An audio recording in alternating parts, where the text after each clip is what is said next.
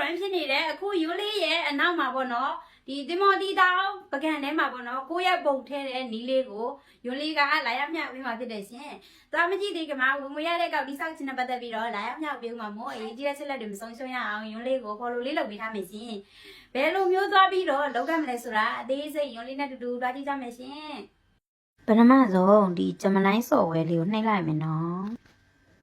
ဒီပေါင်းလေးကိုနှိပ်လိုက်မယ်ပြီးဆိုရင်ဒီ gallery ထဲမှာကိုထဲမဲ့ပုံလေးသွားယူလိုက်မယ်ပေါ့နော်ဒီစာသားလေးကိုယွန်းလေးရဲ့ comment မှာချပေးထားမယ်နော်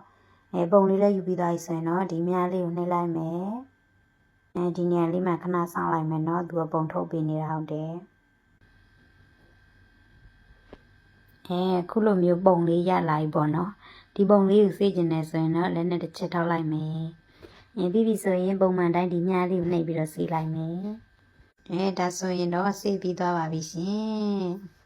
လုပ်ငန်းရှင်တွေပေါ့နော်ကိုယ့်ရဲ့လုပ်ငန်းကို AI သုံးပြီးတော့ကြော်ညာခိုင်းနေတယ်ဆိုတဲ့သူလေးတွေပေါ့နော်ယွန်းလင်းစီမှာ AI နည်းပညာပိုင်းနဲ့ပတ်သက်ပြီးတော့အခြေခံကနေစပြီးတော့သင်ကြားပေးတဲ့သင်တန်းလေးရှိပါတယ်ရှင်